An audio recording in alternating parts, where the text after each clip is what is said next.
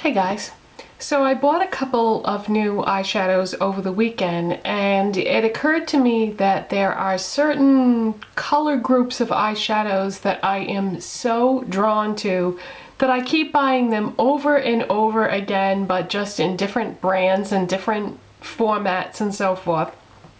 I've already done a couple of videos about my favorite taupe eyeshadows. I think I did a video that was my favorite drugstore taupes, and then I did a video that was my favorite high-end taupes. I used to really love taupes for putting on my eyelids, but now I feel like I am gravitating more towards putting taupes in the crease and going lighter on my eyelids. I just feel like that's a little bit more of a flattering, more wearable look. When I go taupe on the lid, the darkness, I don't know, it just isn't that flattering. And I feel like this is happening especially as I get older, that I look better with a lighter shade on my lids with the taupes in the crease. So anyways, the two new first I'm gonna show you the two new eyeshadows that I got. Then I'm gonna show you how they compare to some things that I already have in my collection. And you'll see how this particular shade that I'm talking about here, which is not taupe, it's a pinky, peachy, champagne sort of color, that they're very popular with everybody, but I keep buying them over and over again, looking for the one with the perfect texture or the perfect tone. So the two new ones that I got are another Neutrogena crease proof eyeshadow. Yes, I ended up going back and getting the one called Improper Copper. No, Constant Copper. Where the heck am I getting that from? There must be another eyeshadow out there somewhere called Improper Copper. But this one is called Constant Copper, and it is absolutely stunning, and it is not copper. It is more like that peachy pink champagne color that I'm talking about here. And I am so glad I got it. And if you missed all my other eyeshadows about these are basically just a cream eyeshadow. And they have sort of a subtleness about them that is absolutely gorgeous. So that's what the shade looks like. And to me, it's more of a peachy pink champagne color than it is copper. When I think copper, I think of like a penny, that sort of copper, or I think of more of a bronzier type copper, a darker shade, I guess is what I'm trying to say. But this is a beautiful, beautiful shade, and I really like it. So I have that on my lids today. But then on top of that, I put the other new shadow that I got, which sort of altered the color a little bit. And this is one of the Shimmer shadows from Jane Cosmetics.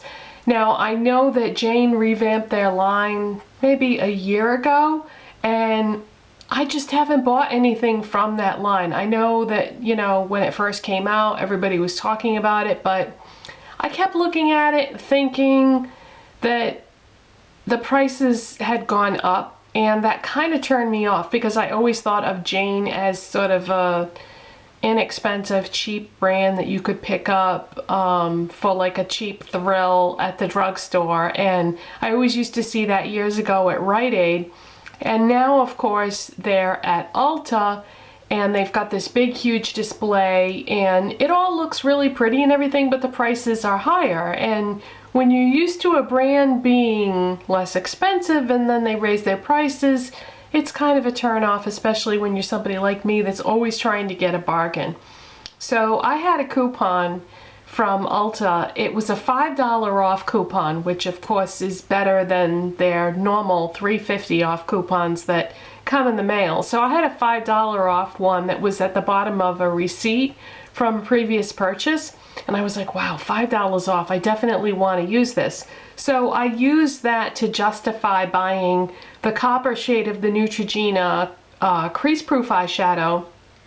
But then I had to buy something else because in order to use this coupon, I had to spend $15. So that Neutrogena one wasn't enough to meet that mark.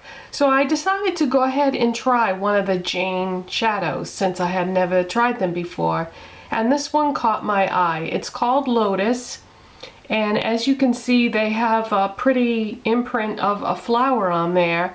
And I have that on over the Neutrogena Copper one.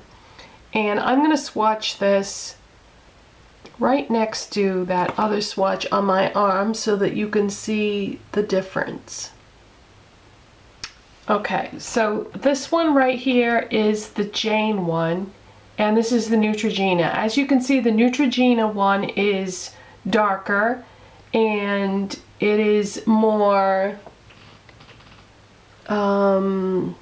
coppery, which, you know, peachy coppery, and then the Lotus one is more of a pinky golden color, I'm gonna say. So the two together is what I have on my lids. And then I did a matte taupe by Lorac in the crease. So I really am happy with both of those new shadows, and I like them a lot. And they have a really nice shimmery smooth texture to them. They're not chunky, they blend really well on the skin, and I'm happy with both of them. But I kept looking at those two colors thinking to myself, you know, I already probably have a million colors just like that. Let me hold up the actual products side by side. I know I just showed you the swatches, but so see, they're sort of similar, but not really. And I don't know, they're so comparable to so many other things that I said to myself, all right, why don't I just do a video about this, and I can talk about how they compare to other shadows that you might already be familiar with. Let's start with Urban Decay. These colors are so comparable to Urban Decay Sin, and Sin is in the original Naked palette, as I'm sure you all know. But a lot of people, when they go through this, end up repurchasing the Sin as a single shadow because it's one of the most well-liked shadows in the palette. So a lot of people, if they finish it, they end up repurchasing it as single.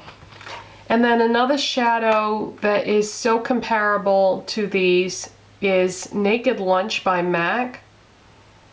And I'm going to take that out of the palette because if I hold up the whole palette, there's always the chance that some of them could dislodge themselves, and we don't want to have any accidents because I don't buy the inserts for the MAC palettes because I can fit so many more without it. So there's Naked Lunch by MAC. And it's just one of those peachy pink shimmery eyeshadows that everybody loves. This is so well loved by so many people, and it is just a great lid shade. And another shade by MAC that is in the same color family is All That Glitters, except the difference is Naked Lunch is pinker and All That Glitters is more of a peachy beige, but it's that same sort of pinky, peachy, golden color family that everybody seems to love. They're just such great lid shades. And then you can do like a taupe or any kind of a warm brown in the crease, and it's just a go-to look that we all seem to love so much.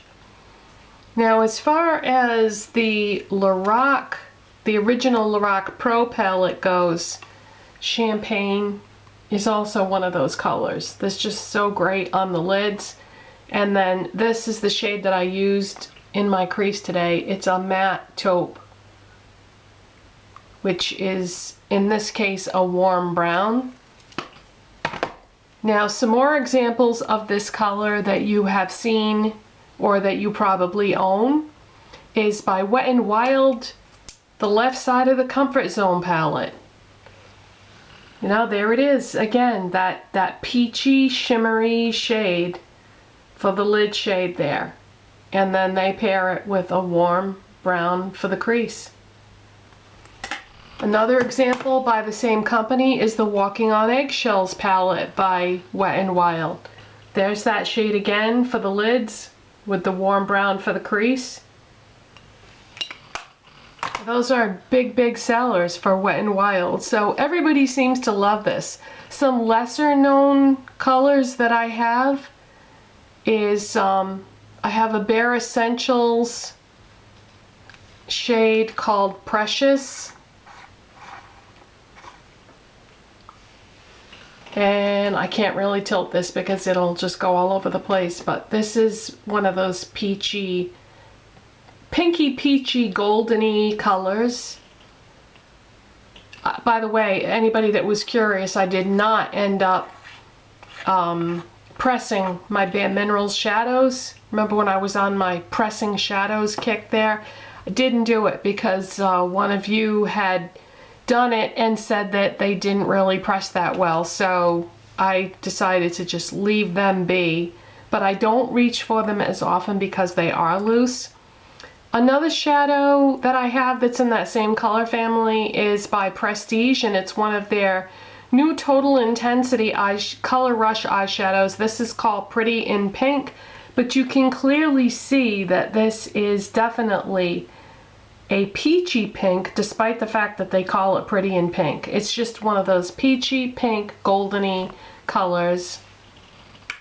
And I was raving about a shadow by NYC that I got at Dollar Tree recently called Gossip Girl, and I can't hold it up and show it to you because when I went to get this shadow out of the drawer for this video, it's shattered and all over the inside of the container, and I have no idea what happened because I really don't remember dropping it.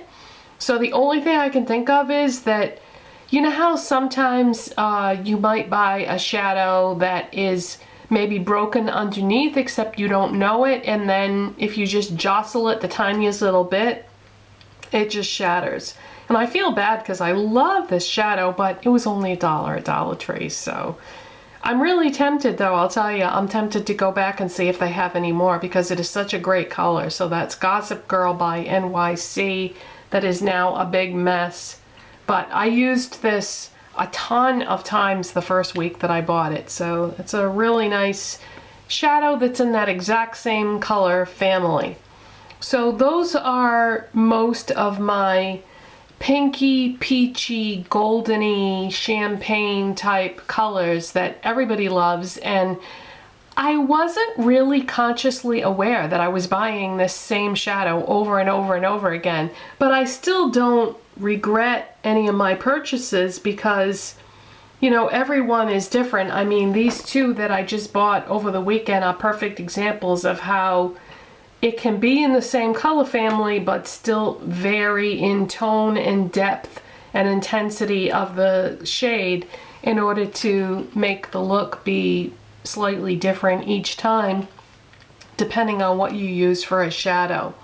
So I think I'm going to be doing another video like this, but in one more color family that I reach for time and time again, that is harder to find colors in that family. So we'll see how it goes though, but I think I am gonna do one more video like this because there are 3 shades that I have a tendency to reach for, or 3 types of looks that I have a tendency to do. The first one was a taupe based look. The second one is that peachy pinky goldeny champagne type look, but there is one more and I'm gonna keep you in suspense and not tell you what it is, but if you've been watching my videos for a long time then you probably already know what it's gonna be.